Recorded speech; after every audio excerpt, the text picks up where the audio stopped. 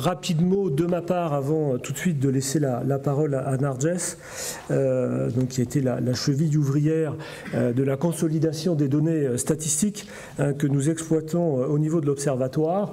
Donc nous sommes sur le ROMA 2019 portant sur les données de l'année 2018. Donc on est à moins d'un an. On avait déjà présenté au mois de juin les premières estimations sur l'évolution des effectifs et des recrutements dans le secteur de l'assurance. Donc là, c'est le rapport complet que l'on va vous présenter.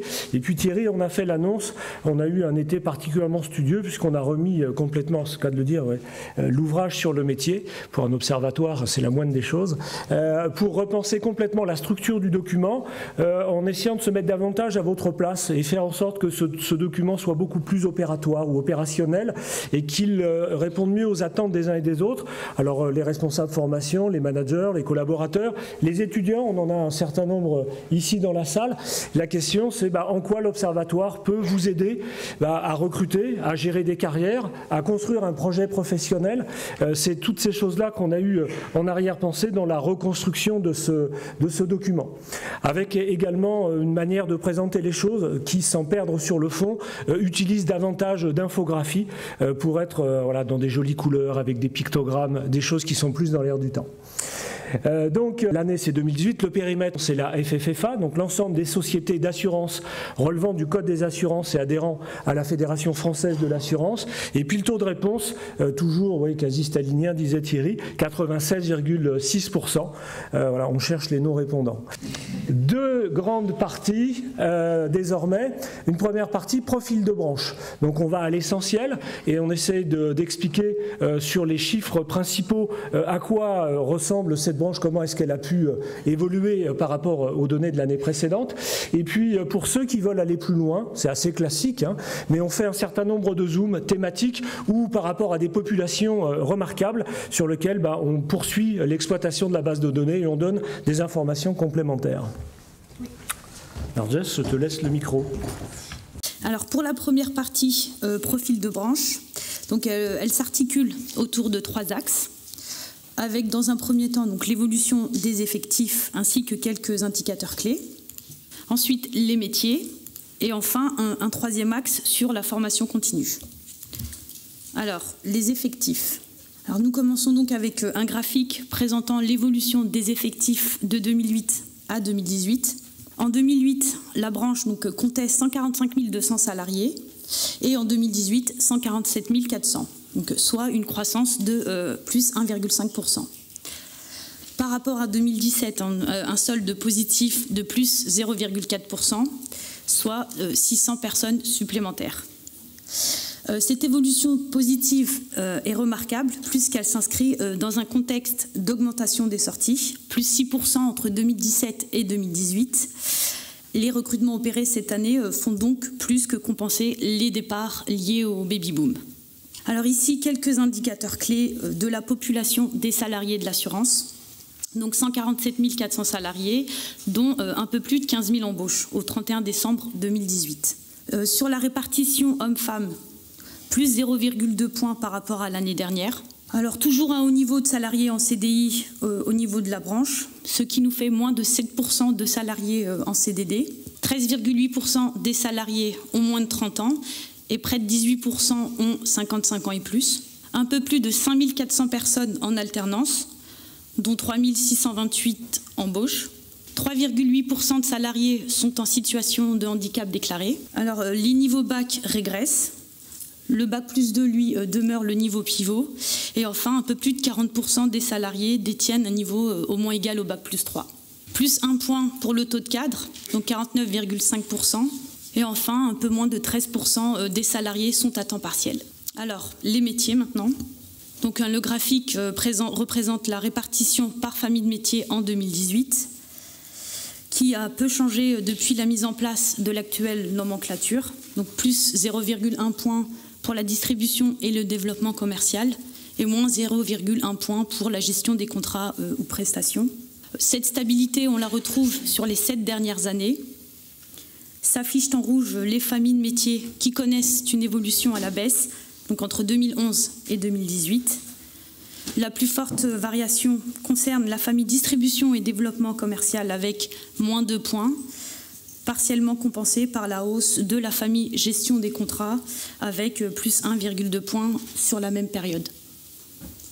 Donc une stabilité relative des effectifs qui masque tout de même des profondes transformations qui traversent les métiers. Oui, juste un mot pour rajouter. On avait abordé justement les deux premières familles en volume, commerciale et gestion de contrat ou prestations, lors des baromètres 2018 et baromètre 2019. Sur la famille commerciale, on avait notamment relevé que ce n'était pas la révolution digitale qui en soi expliquait la chute des effectifs commerciaux, mais plutôt la faiblesse de rendement des marchés financiers par rapport aux commerciaux itinérants commissionnés. Et puis sur la gestion de contrat, dans la dernière étude que l'on a produite sur la souscription à la gestion de contrat, on a vu qu'effectivement on avait une croissance des effectifs, alors même qu'un certain nombre de tâches pouvaient faire l'objet d'une automatisation beaucoup plus forte et d'un début finalement de déploiement de l'intelligence artificielle, mais que les stratégies ou les politiques volontaristes mises en place par les entreprises étaient précisément de récupérer ou de réinvestir ce temps économisé grâce au déploiement des outils dans la relation client pour améliorer la fidélisation et le multi-équipement. La formation continue. Alors, en 2018, le taux d'accès à la formation gagne 1,1 point, donc pour concerner 8 salariés sur 10. Sur une période de 5 ans, le taux d'accès connaît une hausse notable. Donc, en effet, en 2013, 71% des salariés ont bénéficié d'au moins une formation. Et 5 ans plus tard, ils sont donc 81%, soit 10 points de plus. Concernant la durée moyenne de formation, elle s'établit en 2018 à 29 heures, soit une baisse d'un peu plus de 2 heures, donc ce qui confirme le constat déjà établi, à savoir que les formations s'organisent sur des sessions plus courtes. Et pour la première fois depuis donc, la mise en place de l'enquête formation, la durée moyenne passe sous la barre des 30 heures, dans le même temps que la FOAD augmente. Pour rappel, la FOAD donc, désigne l'ensemble des dispositifs de formation non présentiels, tels que les MOOC, Cook, SPOC ou encore le e-learning. Donc la FOAD concerne 60,8% des salariés formés, 7,5% du total des heures dispensées, et enfin pour une durée moyenne par salarié d'un peu moins de 4 heures.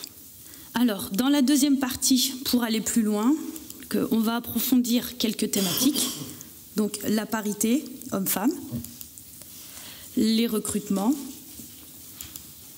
les jeunes et les seniors, le télétravail et enfin les alternants. Alors la parité. Alors l'évolution des femmes cadres par classe de 2008 à 2018. Et avant cela, je tiens donc à préciser que les femmes représentent 50,5% de l'ensemble des cadres. Alors que pour rappel, les femmes représentent 60,5% des effectifs. Plus de la moitié des salariés en classe 5 sont des femmes. Elles représentent près de 47% des classes 6, 40% de la classe 7, et enfin, près d'un cadre de direction sur 3 est une femme. Et en 10 ans, plus de 50% de femmes parmi les cadres de direction. Les recrutements. Alors ici encore, quelques indicateurs clés. Donc 15 182 salariés recrutés au 31 décembre 2018, soit un poids dans les effectifs de 10,3%. Ce qui est un record depuis la création de l'Observatoire en 1996. Oui, ce qui signifie qu'un salarié sur 10 correspond à une nouvelle embauche. Alors, une légère surreprésentation des femmes dans les recrutements par rapport à l'effectif total, qui est pour rappel de 60,5%. Alors un peu plus de la moitié des salariés recrutés le sont en contrat CDI, dont 1,4% en alternance, et près d'un salarié sur 4 recruté l'est en alternance. Plus d'un salarié sur 2 recrutés en 2018 possède un diplôme au moins égal au Bac+3. Et par rapport à 2017, tous les niveaux sont en baisse au bénéfice des Bac+5 qui gagnent 3,5 points. Donc 31,2% de cadres, avec 2,5 points de plus qu'en 2017. On va donc progressivement vers un tiers de cadres dans les recrutements. Alors maintenant, les alternants. Toujours quelques chiffres clés. Donc, comme vu précédemment, un peu plus de 5400 personnes en alternance, dont 3628 recrutements. Les 2/3 correspondent au flux des entrées de l'année, soit donc un poids dans les effectifs de 3,7%. 59% de femmes. Un CDD sur 2 est un alternant.